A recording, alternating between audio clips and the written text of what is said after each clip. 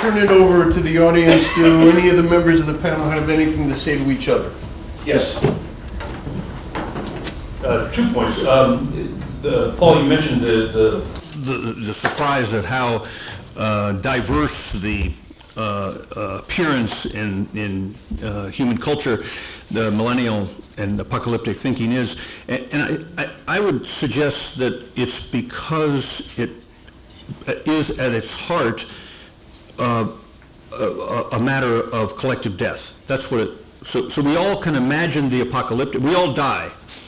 And what may distinguish us from the higher primates is that we have foreknowledge of death. And the apocalyptic is the extension of that to the whole species, the whole race, to human existence. So it's centrally a matter, the apocalyptic is centrally a matter of death, and therefore is rooted in human life. Yeah. More and then manifests itself in all kinds of human institutions. Charles, before you get to your second point, can I just say something here? Yeah, sure. I think you're talking about eschatology and not millennialism. In other words, the collective death is the end of the world, the end of the universe, the end of physical existence. But millennialism is collective salvation, and if anything, it's living forever. Well, except it's the remnant that lives forever. It's apocalyptic narrative is always a survival narrative, so that everybody has to die, and then my group, my people, my race are the ones. Just lots of people. Right. The second point is that you mentioned good apocalyptics. We do have to, I think, hold on to the fact that there's a lot that can be hopeful and transformative and generative in apocalyptic thinking. I think in the American experience, the abolitionists were wildly apocalyptic, starting in the 1830s and into the 1840s, and that kind of the anti-slavery movement that led, of course, was to the end of slavery, the war, was rooted in a kind of sense of millennial energy, and the language was very florid and very apocalyptic, and I would even think much of the part of the power of Martin Luther King, of his rhetoric was because it touched these same kinds of issues. So it doesn't have to be ISIS in thinking about it. Yeah. Can I just say one quick thing? I had one thing in my notes I didn't address, and that is that of something that was not raised at the conference that I thought perhaps should have been raised, particularly since we're meeting here in Boston, is what happened at the Boston Marathon. And how does this then resonate in this very city that we're sitting in? And I'm just, nobody actually spoke about that, and it just seems, I don't know, that to me is like a void that should have been filled. I'd like to say two things. One, in response to Chuck Strozier's comment, in fact, I argue that you really have a variety of millennial experiences, one of which I call demotic millennialism, egalitarian millennialism, and transformative apocalyptic, which is a kind of people are transformed rather than killed and survive. And that I think that kind of millennialism, even when it is forced into violent postures by war, the American Revolution, the war in 1948 in Israel, in fact, if that is the dominant mode, in disappointment, and here I'd come back to Stephen O'Leary's comment about the comic mode, in the comic mode does not choose suicide destruction the way the Nazis did, and the way that it's actually become a sort of technique of war rather than a last end-of-war desperation move. But the comic is actually self-critical, and instead of scapegoating people for having made the wrong decision, they re-enter into normal time, and with their demotic emphasis on the value of manual labor and the dignity of manual labor, actually end up being productive members of the society in which they live. So that I'm a big fan of certain kinds of millennialism and not of others. Now, I did try I tried to talk to Tim Furnish about giving a talk. Is Tim around? Yeah. There you about giving a talk about transformative traditions within apocalyptic Islam today, which eventually scuttled for another topic. But I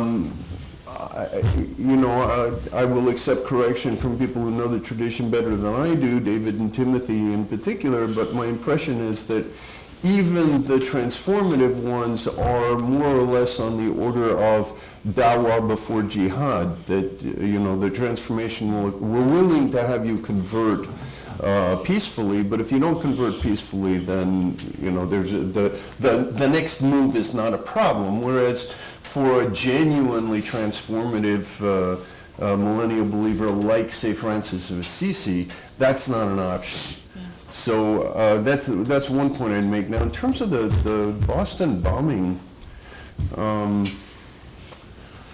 Charles. Brenda's point about the bombing and Paul's point about Ayaan Hirsi Ali and his passionate complaint that we are not allowed to speak about these things, we have to have armed guards. We're sitting half a mile away from the largest mosque on the eastern seaboard, which is run by the Muslim Brotherhood. This Islamic Society of Boston and its daily operations are run by the Muslim American Society, which federal authorities say is the overt arm of the Muslim Brotherhood.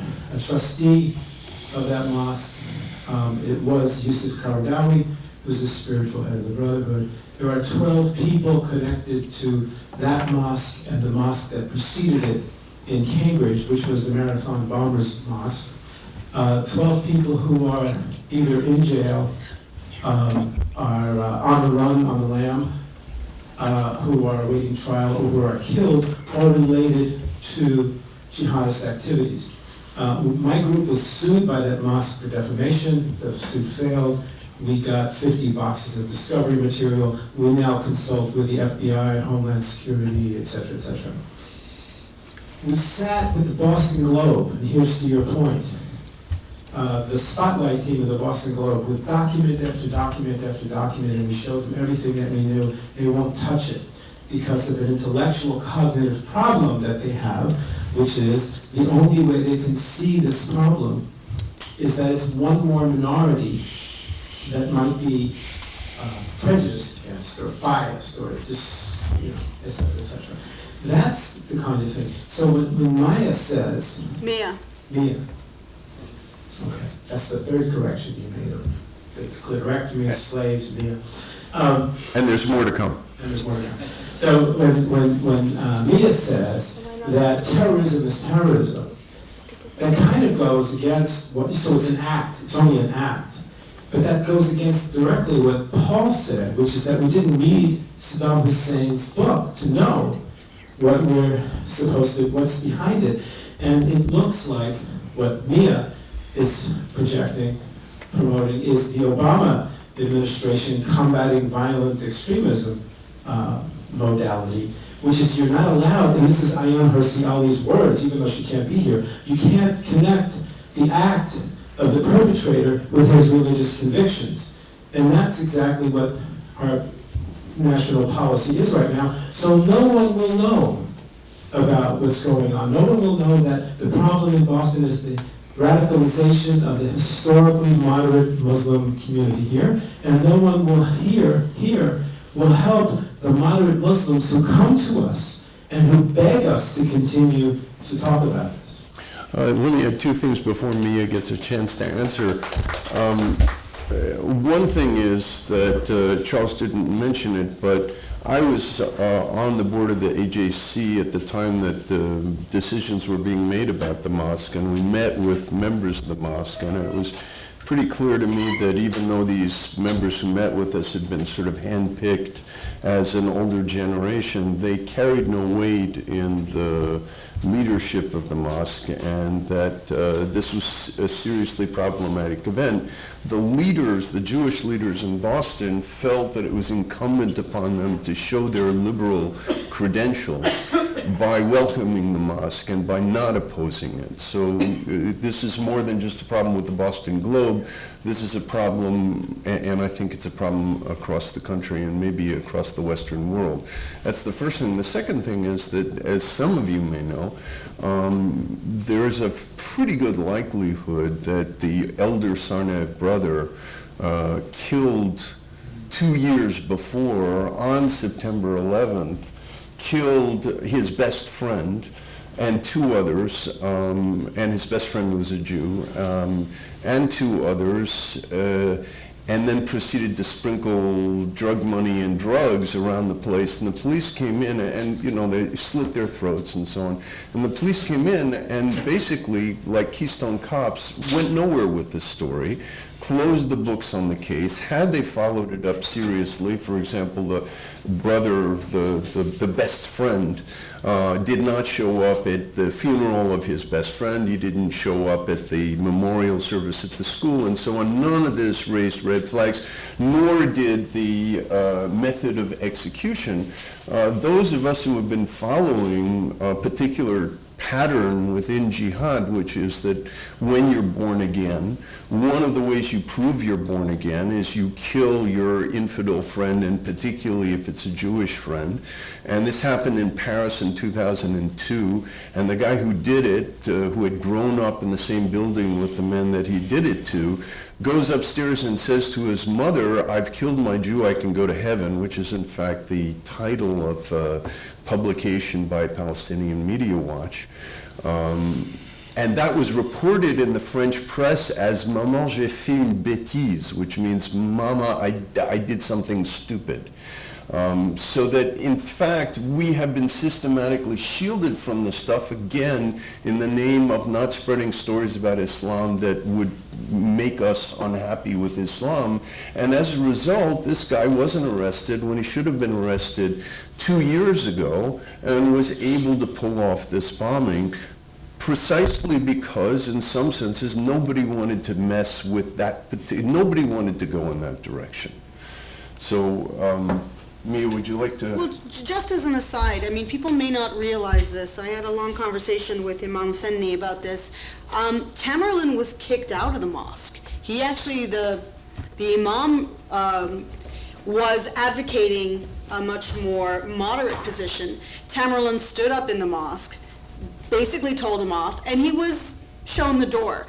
So to sort of simply assume that the presence of a mosque automatically means radicalization, when there are a number of imams who are working closely with the Boston Pilot Program, not just imams here, but I saw Andrew Luger embrace the imams in Minneapolis. All the things that you haven't heard about, and I'm not disclosing anything, just don't tell Anita, all the things that you haven't heard about and that they have prevented overwhelmingly comes from tips from within the Muslim community. It comes from people inside the mosque who say there is someone in the mosque who is rabble-rousing, who is trying to get support. Please pick them up. And in fact, the same week as the Boston Marathon bombing, which you guys may not follow this because this is what I do for a living, the very same week, 2 trains were supposedly planned for attack to be bombed between Toronto and New York City, 2 Via Rail trains. Those attacks were prevented. Why? The imam picked up the phone and called CSIS, which is the Canadian FBI, and prevented the attacks. And it was a joint operation by CSIS and FBI. So in as much as the bombing in the marathon bombing was a terrible tragedy, and a handful of people died, hundreds would have died on the trains. What there is a failure to appreciate is not that the presence of a mosque automatically generates radical views. It's that the absence of the mosque could potentially generate views. Because when the mosques are either bugged or when they are surveilled, and the religious meetings go underground, they go to paintballing sites, or they meet over someone's garage, That's where the presence of the imam who knows about the religion, who is able to say, actually, that's not what the hadith says, or Muhammad, peace be upon him, did not say that. That's where we're missing it. And so what I would say to you is, if you're going to know about the mosque and the work that it's doing, you should know about the good works that they're doing. And all of the things that have not blown up in this country the way they have in France, the way they have in Germany, the way they have in Scandinavia, the way they have in every other country. The fact is, we've been able to prevent significantly more than has ever happened precisely because of the Muslim community and the fact that they have been working to prevent radicalization. That's all I would say.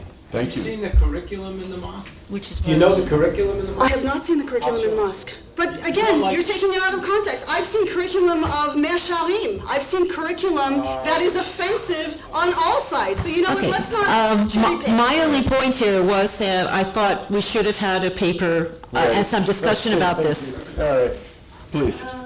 So you brought female genital mutilation, and I know we're not discussing Islamic jurisprudence here, but I'm sure if you must be aware that there are 4 schools of thought in Islam. The Shafi school, Hanafi, Islamic Hanbali, Shafi, jurisprudence Maliki. considers female genital mutilation to be wajib, obligatory. The Hanbali school of Islamic jurisprudence says it is honorable and strongly encouraged to the sense of obligatory. The Maliki school considers it to be sunnah, optional and preferred.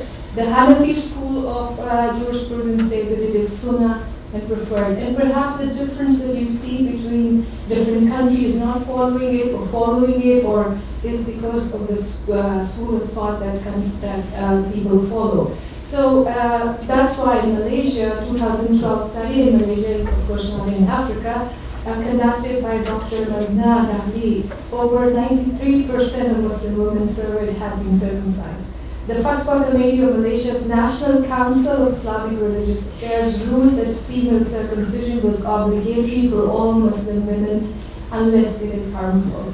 And the reason that I mentioned before is perhaps the differences that you see is because of the various schools of thought, but in all 4 schools of thought, it is honorable, it is recommended, so it is embedded in Islam. I don't know about the animistic or Christian traditions, is it in their canonized books or not, but I know about Islam that it is embedded in Islamic jurisprudence.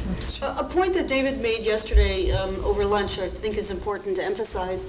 We need to differentiate between what is in the Quran, what is in the Hadith, and what is the ulama. It is 4 schools of thought. No, but that's ulama. That's not the Quran. That's all Muslims follow. No, what I'm saying to you is... Everything that the Muslims It's not do, true. it's not in the Quran. No, it's not. What I'm saying is you want to differentiate between what is practiced and what it... Right, and it's not... So what schools of thought would Syria, Lebanon, Palestine... Malaysia follows the Shafi school of thought, and that's why it is beginning to become... So Malaysia and Africa, not most of the Middle East. So it's not an Arab tradition. It was explained as an Arab tradition. Hold on. Finish the point you Egypt were is Africa. making. We need to distinguish between... You want to distinguish between what's in the Quran, what's in the Sunnah, what's in the Hadith, and what is the ulama. The majority, the vast majority... Wait. Ulama, by the way, these are The schools of thought that are... Isn't that ulama? No, Isn't the schools... This is what all Muslims follow. And yet there's no FGM in Syria, in Lebanon, in Palestine at all. So they don't follow a school of thought. Okay, the point was to say is when you are looking at the way in which Islam has been practiced and distorted and the role, the position of women, there is huge variation. But if you're going to the Quran, you're not necessarily going to see what the ulama, then you can wave the paper as much as you want. You're not listening. It's not the Quran or the Hadith. It's the ulama afterwards. It is in the Hadith, if you can go and check. It is in the Hadith. So I don't know if these are let me ask you a question. Millennialism, I'm Is just saying. this distinction between the Quran, the Hadith, Yeah. and the ulama not to some extent a projection of a Western Christian attitude that became very sharp with Protestantism, in which the entire accretion of commentary that had occurred over 1,500 years of Catholicism got thrown out for sola scriptura, but that this idea that somehow you can detach the Quran, from the Hadith, from the schools of law is, even if it's there, doesn't play the same role as it does in Western. No, but you're absolutely right. But when you're looking at the development of Christianity, and for example, Elaine Pagels writes about the origins of Satan. As Christianity spread and started to absorb the neighboring traditions, whether these were Greco-Roman or Egyptian and otherwise, the fact is, the original text of the New Testament, what later becomes the New Testament, is changing. The message is changing. So we cannot look at the end result and then attribute the way in which it's practiced to the original word of, the way it's understood by the vast majority of Muslims. Now, you are getting into an area where I would defer to people in the room who have done this extensively. What I'm explaining to you is that this is definitely an animist and African tradition. This is predominant in Christian African and animist African countries, much more so than Indonesia and Egypt. So you've got it bookended between Sudan and Egypt on the one hand, and Indonesia, in Southeast Asia on the other, and in between, where is it in Iraq? Where is it in Iran? Where is it whether it's Shia or Sunni? All I'm saying is that it's not practiced. Theology. All I'm saying is that it finds its traditions in the Islamic jurisprudence. And idolatry found itself in Christianity because of the cult of Minerva and the cult of Athena. That doesn't necessarily make it a Christian, it's not universally regarded. I think that's a bad analogy, but okay, Timothy. Right. Quickly, a couple things. I just have to say, I'm a little confused. I'm not trying to be offensive, but Brandon just told us that Westerners weren't supposed to define Islam, but me and now you're defining Islam, so I don't understand. I'm just responding to the fact that FGM is not traditionally an Islamic practice, it's an African practice. Well, that was absorbed. May I finish, please? And I would say that I think that her points are very valid and that the data is on her side. The data being that it's not universally practiced. Well, she didn't say it was universally practiced. She said accepted by all 4 schools of the Madhahib. So that's not the same thing as saying 1 point. Excuse me, Mia. I'm trying to speak. That's not the same thing as saying. You don't actually know me well enough. That's not. Oh, excuse me, madam. May I speak? Sure. Thank you. It's been awfully hard this conference with all the grandstanding that's been going on. Richard, excuse me.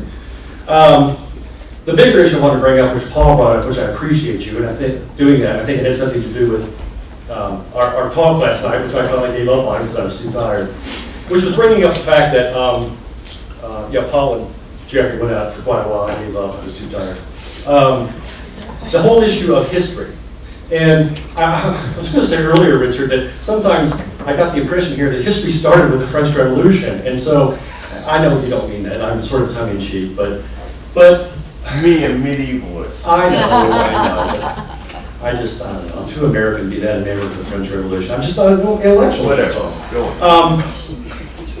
But look, it seemed to me, and perhaps a misunderstanding, but the idea that Islamism as a sort of totalitarian movement owes much to modernity. Is that a sort of an accurate description? It's learned much from modernity. Okay. Because I was going to say, you really have to then account for historical movements like, in particular, like say, Ibn Tumardinel and Mujahideen, because they were pretty totalistic, I mean, they killed not just Christians and Jews, but they killed Muslims that didn't believe Ibn Tumardin was the Mahdi. So this was long before there were Nazis or any of the modern mass mobilization. So, and I appreciate Paul saying that. I just want to say that keep in mind that this issue, and again, I thought I was trying to get at it with my description, with my presentation today, was that Islamic movements based in apocalyptic things, and even sometimes totalitarian, go way back in Islamic history. Okay, so I'd like to say one thing on that account, because the fact is that the modern secular totalitarian movements learned a lot from the religious movements in the Middle Ages, which is the point of Norman Cohn's Pursuit of the Millennium. And in particular, I was particularly struck when I was working on this, that Heinrich Heine and a whole bunch of communists or socialists or whatever you want to call them made a pilgrimage to Münster to kiss the skull of the leader of the Anabaptist rebellion in 1533 to 1535, which is really the first time you begin to see the kind of street theater and totalitarian development within the context of a failed movement that's taken power. So in some senses, we're playing playing a game of leapfrog in which each group is learning from the other. It doesn't start with, anyway. Yes, Michael? I've been perplexed by a lot of things that I've heard at this conference, so you'll have to excuse my halfway kind of foggy attempt to kind of work through some of this.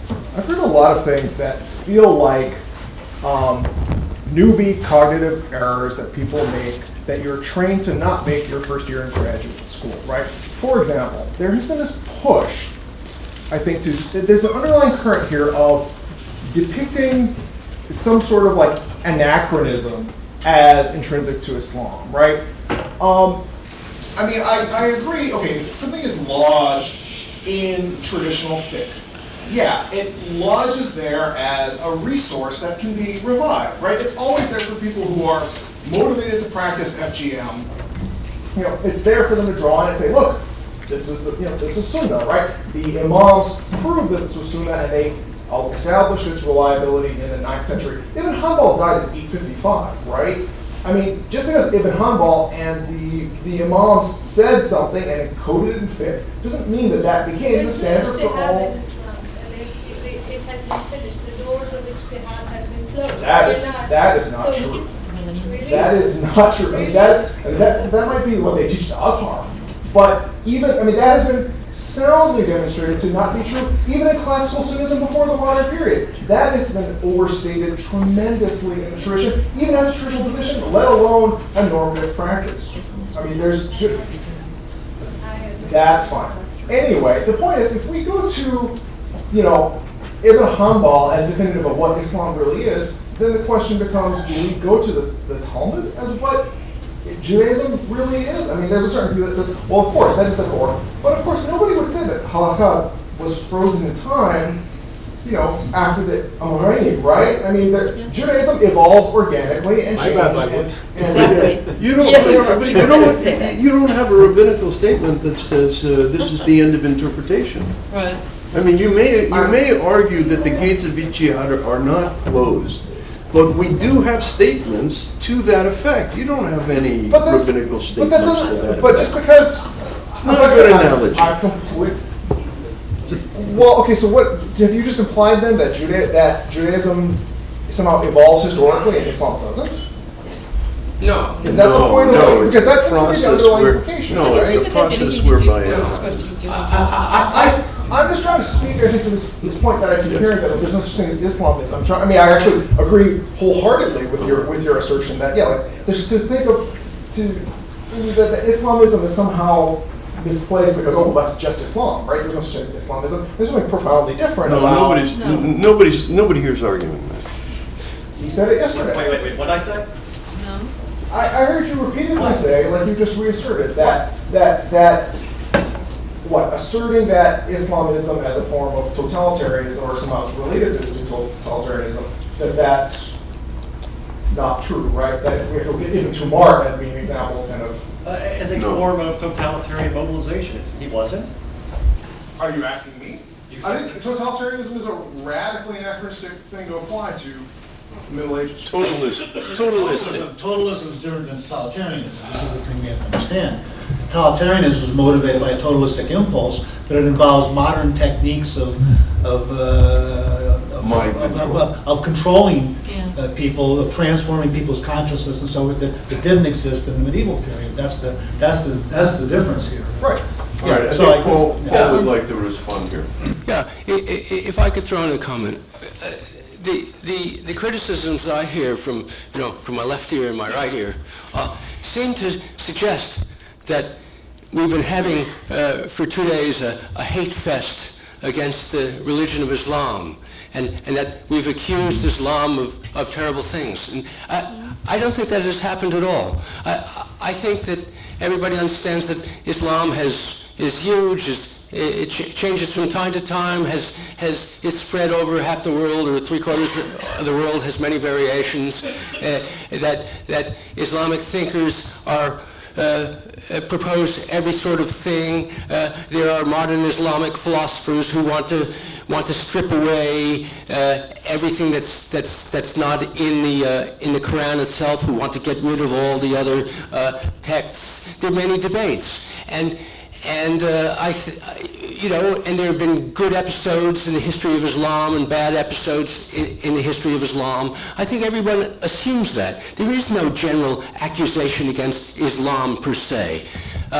But by stipulating that suggesting that there is a general accusation against Islam, we could end up finding ourselves unable to criticize or identify the points that frighten us and that pose a danger to Muslims and non-Muslims all over the world, including right here. And I think we saw this in the discussion of the Boston Mosque, that of course, if Yusuf Qaradawi was one of the sponsors of the mosque, then we see the problem right there, which is that some people regard Qaradawi as a centrist and a moderate, and I'm sure Qaradawi would naturally condemn the Islamic State. He has, actually. Of course, it's his position to condemn that, and it's his position to condemn Al-Qaeda, and he's not a follower of Al-Qaeda. He has a centrist position, but his position is also pro-Hitler and in favor of genocide of the Jews. So there is something to discuss. So if there's a mosque in which one of the sponsors in Boston, in which one of the sponsors of the mosque advocates the genocide of the Jews, then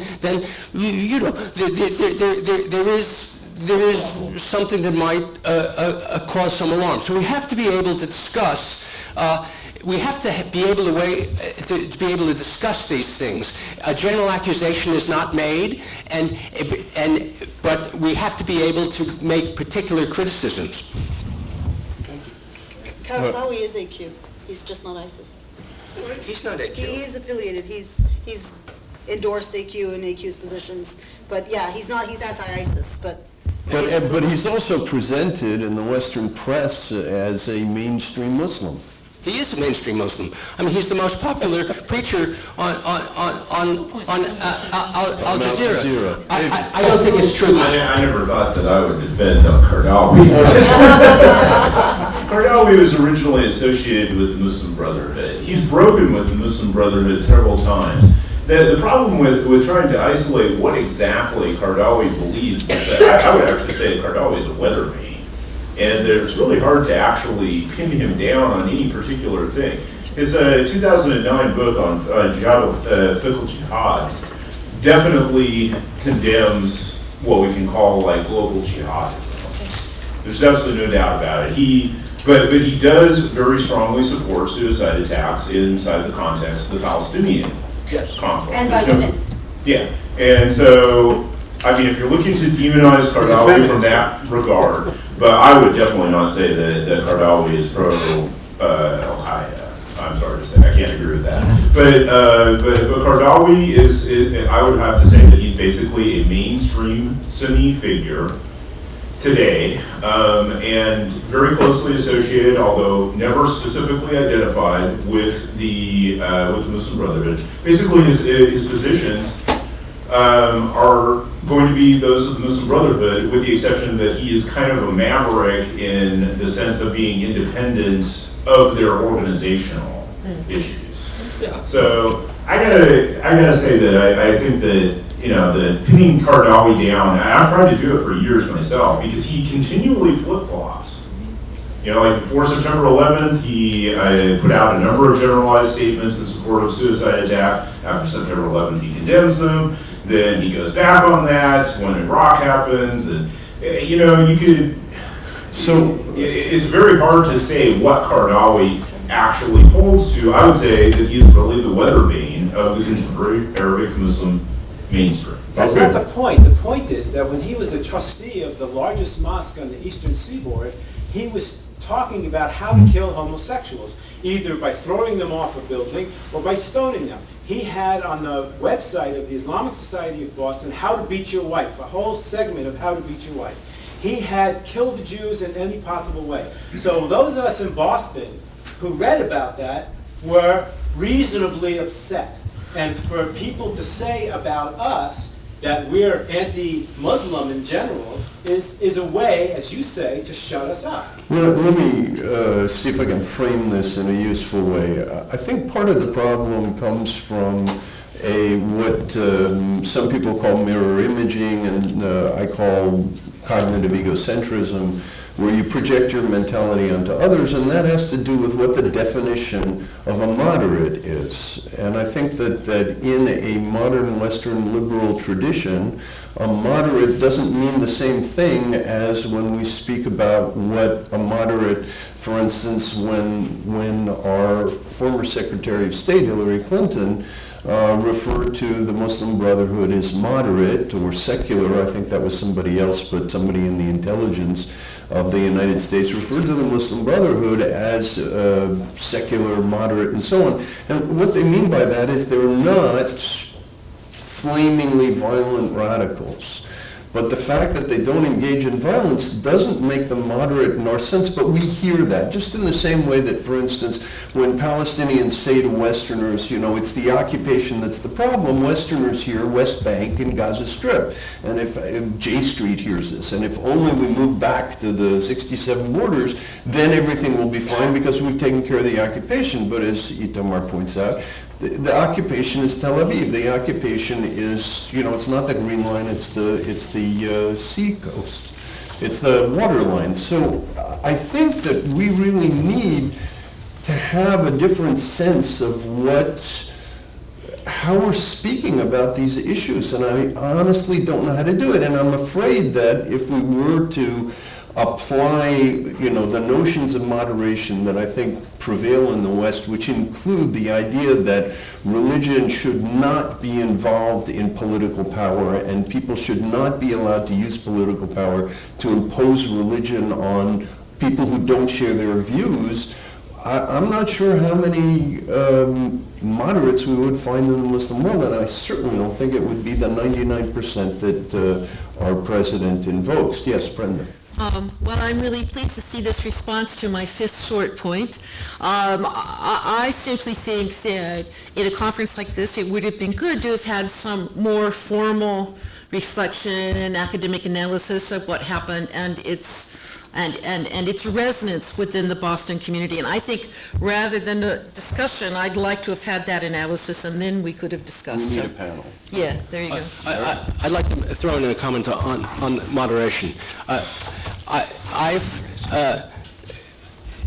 There's a specific form in which the kind of projection that Richard is discussing takes place, which is that we end up accepting the terms that are used within the Islamist movement. So within the Islamist movement, Qaradawi is a moderate, or the term is a centrist. And the Muslim Brotherhood itself is a moderate movement within the context of the Islamist movement. But those are Islamist terms.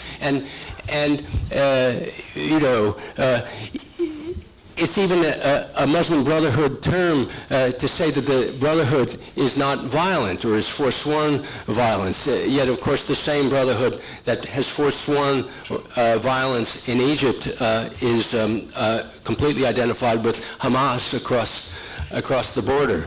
So the burden on us as analysts or readers of these things is just to be very careful about exactly who is saying what and what is the meaning of all this.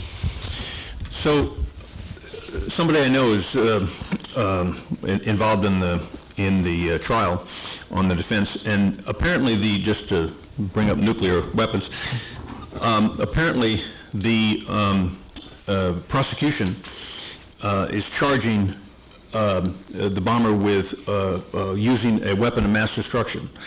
Now, it was a pressure cooker filled with things and some explosive material.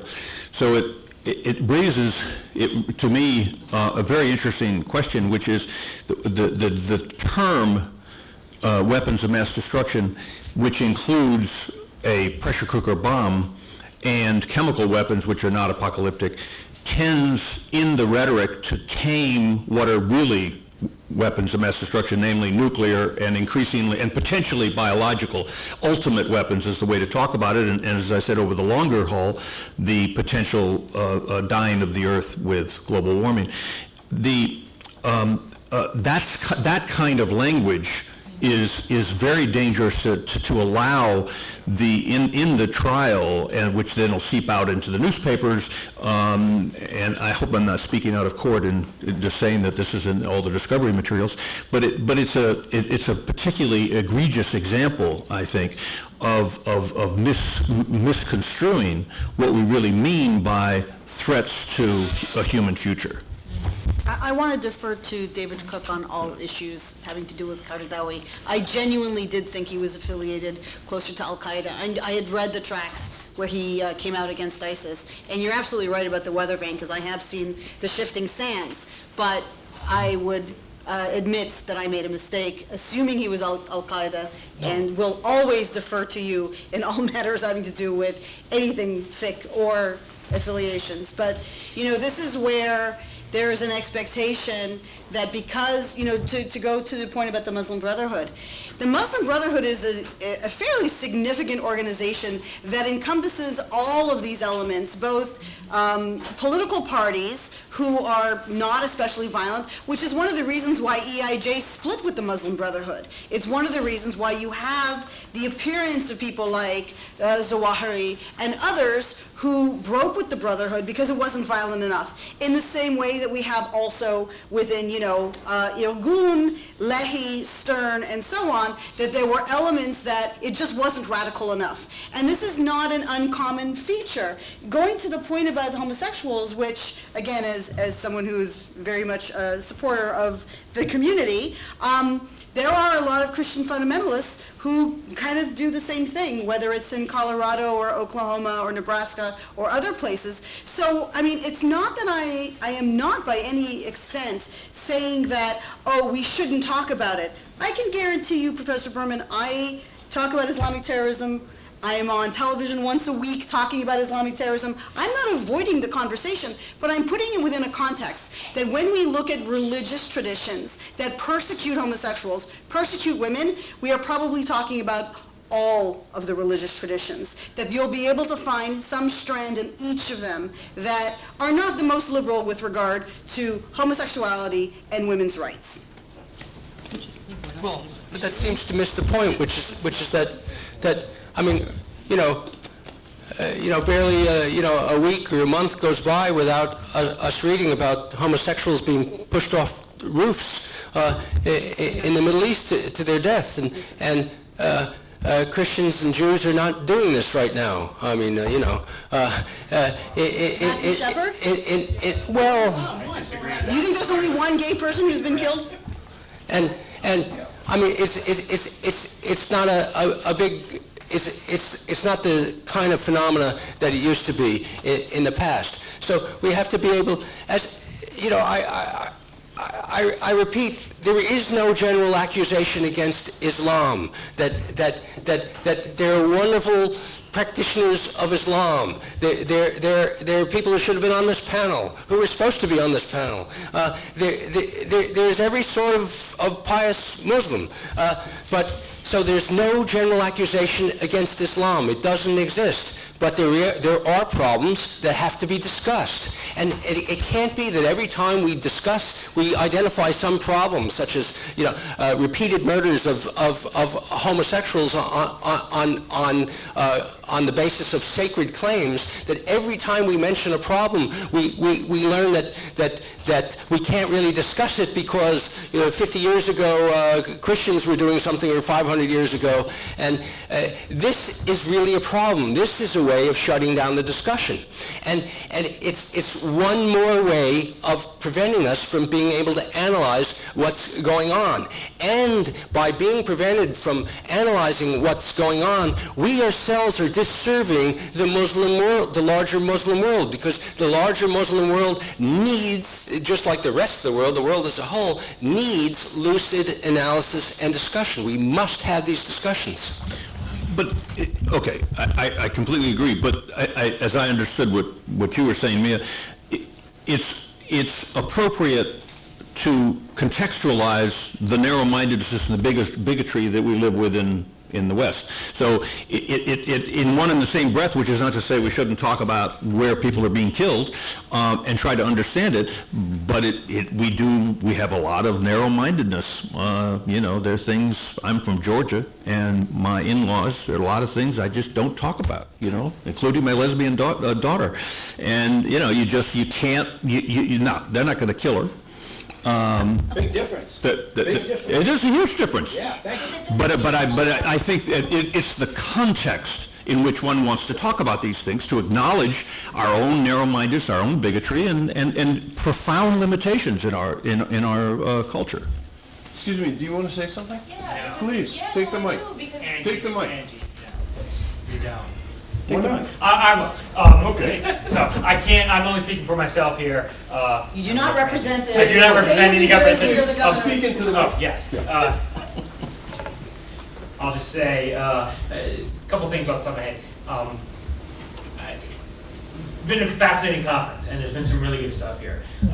There has been, though, I've seen a couple of cognitive biases that have gone on, both in terms of confirmation bias. I've seen quite a bit of that. A lot of straw men thrown around today. That certainly in my shop I would not allow.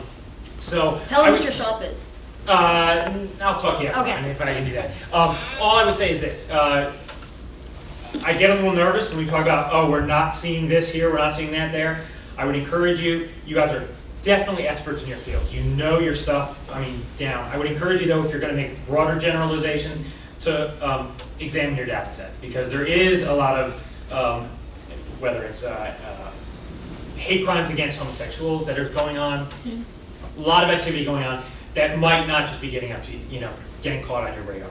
So I would just encourage you, please keep doing what you're doing, and I understand as sort of tensions are getting high and people want to make their point very forcefully, don't get sucked into the traps of throwing out information that may not be entirely correct. Can you be just a little more specific? What are you talking about? No, I can't. I'll have to talk you offline about it. That was very vague. Just a general call, for a little more attention to detail and putting the straw man away until maybe the beers come out. I don't know what. Yeah, I don't know what you mean. My advice, take it or leave it. What would we do without straw man? Can we go on? They could put in the scarecrow. Thanks for helping to cure my perplexedness. But just to extend or to voice my perplexedness a little bit more, is there a real, or how orthogonal are the moral maps of what we might call the secular West and the Muslim world? I am perplexed. When we talk about centrism and moderate, and how far apart are the maps, or how far off are the scales, kind of really? I don't know. Can I try that and then I'll pass it to you? There was I record the BBC, and so as part of my penance, I watch their news coverage, and there was a panel discussing something, and this Indian fellow made a joke which everybody on the panel laughed at you mean there's something to the right of Bibi Netanyahu? Now, the fact is that if you take Bibi Netanyahu's political positions and his attitude towards his opposition, et cetera, and you put them side by side with Mahmoud Abbas's political positions and his attitude towards his opposition, Bibi is way to the liberal progressive left, and Mahmoud Abbas is way to the right fascist. However, on the same scale, if you use it, hold on, exactly. So if you use the same scale, that's the case. However, the way the media talks about it is Bibi is right wing and Mahmoud Abbas is a moderate. And I think that, Itamar's talk is a very important corrective in understanding that we're so desperate to see moderation that we radically skew the scale. And this goes on all the time. And as a result, I think that our entire right-left discourse has been completely corrupted in the sense that it's not only useless, it's counterproductive in helping us understand what's going on. Paul? I don't really have anything to add to it. I broached some of these questions in a book called The Flight of the Intellectuals, which deals with Tariq Ramadan on one hand and his reception in the Western highbrow press on the other hand, for the purpose of noting that the importation of terms from the Islamist movement into the Western journalistic press carries with it a lot of problems, and I think it's been catastrophic in regard to our American analysis of the Muslim Brotherhood, and my instinct for dealing with these things comes from my old left-wing background, you know, and so I look at the Muslim Brotherhood as something like a mass, ultra-conservative, you know, slow motion, reasonable communist party, and which could be called on one hand a moderate movement and could be regarded as a democratic movement in a certain way because it might run in elections and not kill its opponents, but whose aim nonetheless is to establish a communist dictatorship.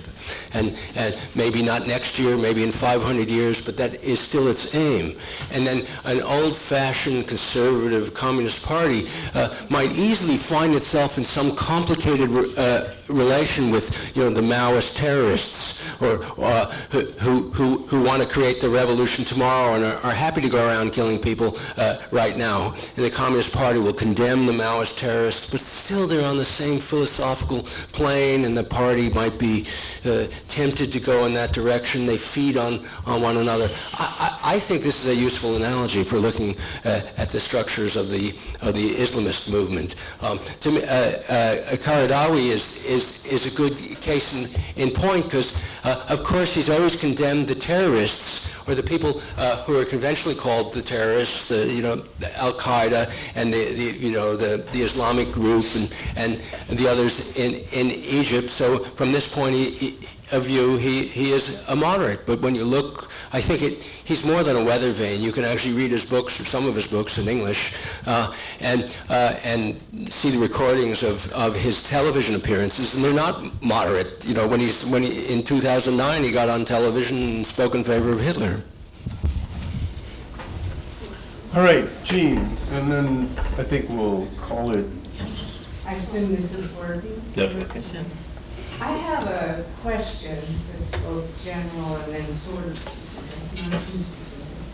But in this discussion of how to discuss all of this, it strikes me that part of what's going on, I think you, Paul Irwin, said something yesterday, I think it may have been, about using the word hysterical.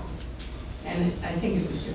But anyway, it strikes me that when anyone talks about a group that is, or a small group or a large group, a political group or a religious group, that has a genocidal intent, a destructive, apocalyptic plan, things that sound crazy, but are seriously out to do serious harm to large groups of people.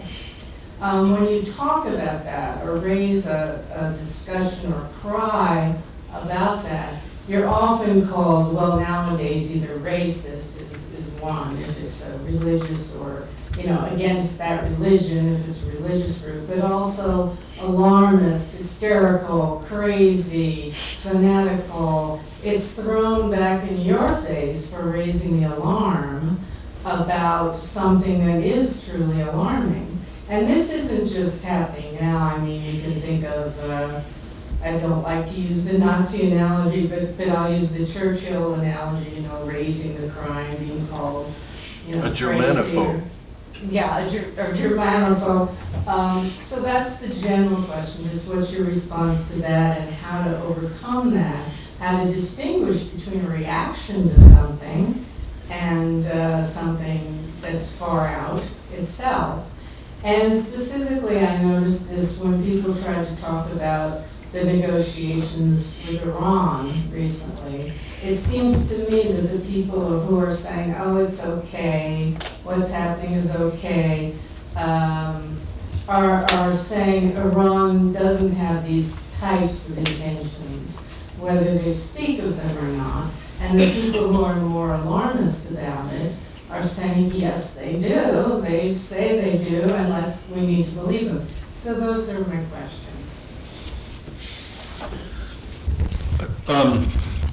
I just think we have to keep talking, whether or not people think we're hysterical, you know, and if you know something, you feel it, and I mean, I've been teaching stuff for 20 years, and I did have the occasion, I wrote up for Huffington Post what I was saying about the drought and then the sequence of events to ISIS, and I think I got more comments than anyone has ever gotten in Huffington Post, and including just outrageously angry older white men saying, you liberal left-wing nut job, you know, of course my left-wing friends say, yeah, it's true. But I mean, I really was surprised because it's very, very sort of, you know, it certainly didn't mean to be inflammatory, so making something kind of an obvious point, so to get people questioning some of these things. Part of the problem in this country is that the rhetoric has moved toward the extreme on many issues, but that shouldn't stop us in any way from speaking what we feel is at least our understanding and a measure of the truth, in order to keep the issues alive, because there's serious things to worry about in the world, and you know, you have to understand them in order to talk about them, but not to talk about them is disastrous. I want to address that in a particular way, not speaking directly to Iran. And I'm going to offer one corrective. Yes, Bibi is on the right. There are Jews to the right of him, but he definitely is a rightist. In 1995, there was a lot of rhetoric in the Christian militia network. People were really upset because we were going on the anniversary of Waco. And some of you may remember there was the Oklahoma City bombing. Mm-hmm. And the first thing that came out was, oh my gosh, it's just a Muslim terrorist event. And those of us who were scholars of Christian apocalyptic said, we don't actually think so. You know, we actually think this is really connected to this, and it's coming out of these patriotic people. Anyway, the government didn't listen to us. They didn't listen to us saying we're hearing this before it happened. And then after it happened, and they said they didn't know who it was, and we said we don't think it's Muslims. The government didn't listen to us, and then finally when they found out, oh, it's not Muslims, whatever, and then they were told, well, you should listen to the scholars, and so we started having these conversations. But I just think that that scholars do have something that they can give. I don't think it's necessarily some of the discussions that you all want to have, but I do think as scholars we can be true to the data, true to the evidence, speak with restraint but clarity about what we have observed. And I've had little to no luck in trying to get politicians and law enforcement to respond to that data, but I guess there's a little comfort in saying we told you so, but not a lot. But I just think that it's really important to, as scholars, I think we have a role to play in the culture, and I think that role is one of restrained, careful analysis. I'd like to add to that self-criticism. I think that the scholarly community needs a great deal more self-criticism in the way it analyzes this stuff. I was part of the group that you're describing, and I got to say that there were scholars in that group who made intellectual moves that I found absolutely astonishing. And when I suggested that this was a very strange move, the attitude was not, oh, I'll think about what you said. It was, you're a nut. Yeah. So it was I would say, you know, one of the deep problems about one of the deep pathologies of self-criticism in the West is that we're always willing to be self-critical for somebody else and not too often self-critical on our own account. Yeah. I have had great luck, since Brenda introduced it, I've had great luck both as a result of 2.5 decades of studying terrorism and a variety of terrorism, and doing field research in places where it's white people who are Christian who are perpetrating terrorism. So the whole variety. I've got the whole, everything from provisional IRA to the Tamil Tigers and everything in between. I've had great fortune to both have access, to be able to take my academic research and translate it in an applicable way. And the reason that I think I've had great luck, and part of this has to do with the former bosses, the unit that we set up in New Jersey, has been because I consider myself to approach these things in a somewhat dispassionate way, except when for some reason men think that women are always by their first name and men are always doctor and professor, but that's maybe my own bugaboo, that I'm able to take a step back and look at the big picture. So let me get to your question about Iran. I think part of having studied Iran for a few years, I worked under Gary Sick and Richard Bullitt, so looking both at medieval Iran to the modern era, and Sohrab Subhani, who was a professor of mine at Georgetown. I think what people fail to appreciate is that there's been a generational shift in Iran, and that the younger generation has a huge disconnect between the mullahs and the ayatollahs. And so that you're absolutely right. If you're looking at what they're saying, you would be very concerned, because there is the public consumption face and then there's the private face. And there's been a whole generation of young Iranians, and I saw a really interesting way of showing how the headscarf has changed over the years, from no headscarf in the 50s of Iranian women to increasingly a little bit more and more hair to now it's just sort of a loose covering, to show that there's been a certain modernization. And I think the idea of de-escalation is to try to get more of a somewhat conciliatory but cooperation with Iran, rather than to have this automatic response that Iran is a nuclear threat. I think part of it has to do also with we got Iraq so wrong, so that a lot of the scholarship that has emerged about the nature of the Iraqi threat, they are challenging some of that. And the biggest problem has been, and this is true of everything having to do with terrorism, and it even has to do with the issues of Arab and Palestinian Israeli issues.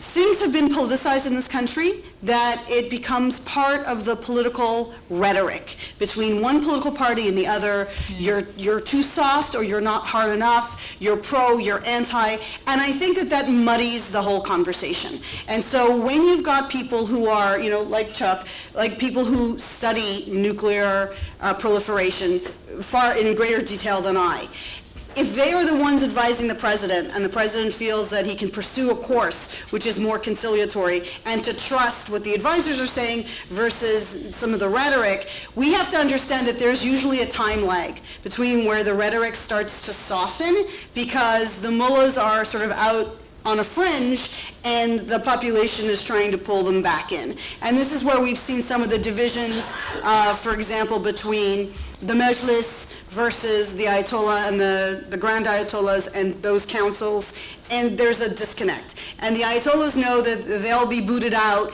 if they don't sort of move a little bit more to the center, but I think you're right, the rhetoric is very misleading. I'd like to say something on that, because Mehdi Khalaji was supposed to come, and I did speak with him and read his work. I think that there's another issue to tackle here, and that is not to take a trend that you see that is encouraging in the sense of seeming to indicate moderation, and then move from there to say, well, and the Ayatollahs know that. I would never presume to say the Ayatollahs know that they're going to be kicked out if. Most people in positions of religious authority like that do not imagine that they are going to be kicked out. And if they thought they were going to be kicked out, they would more likely turn to a more radical position than to allow themselves to go quietly. So as a result, since decisions about whether to use nuclear weapons are not made by the people, they are made by the leadership, I would say we have to take very seriously this issue. And it's not even are they are they crazy right now, but are they capable of it? And I would say there's an awful lot of behavior that's coming from Iran that's terribly worrisome.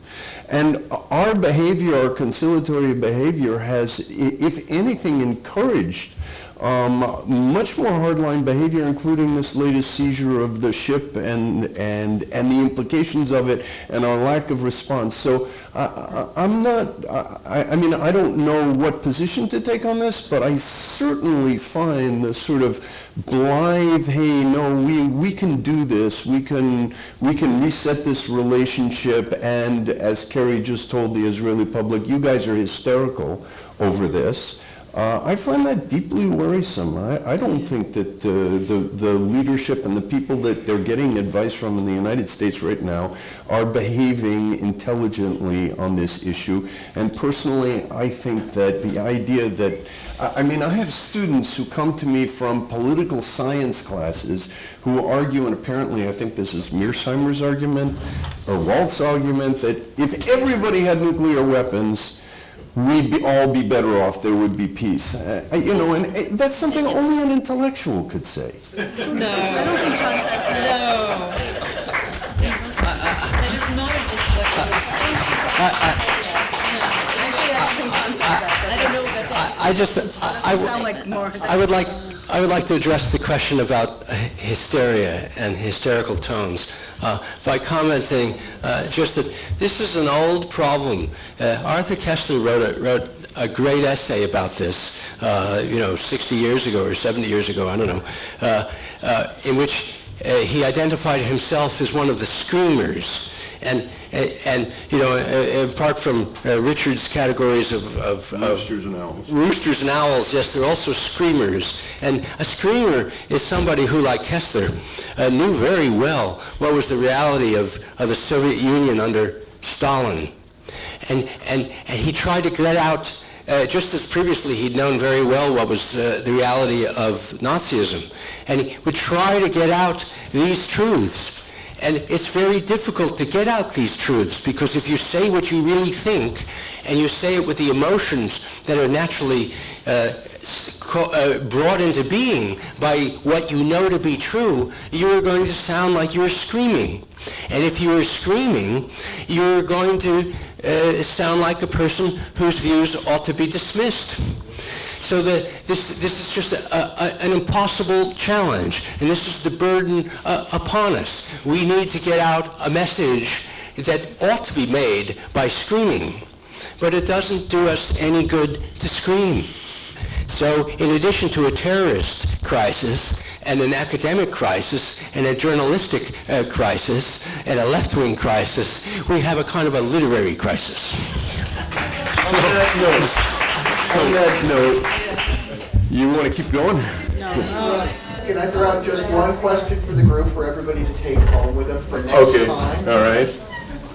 The eschaton, the transcendental object at the end of time, the big surprise at the end of history, the singularity. With millenarianism and the apocalyptic duality, is this a kind of a splitting of a more general human psychology, which is our anticipation, our apprehension of the divine? Okay, thank you. It's over my head. All right, thank you all for hanging in there till those of you who have hung in till the bitter end. Yes. And I don't. See you in the next millennium.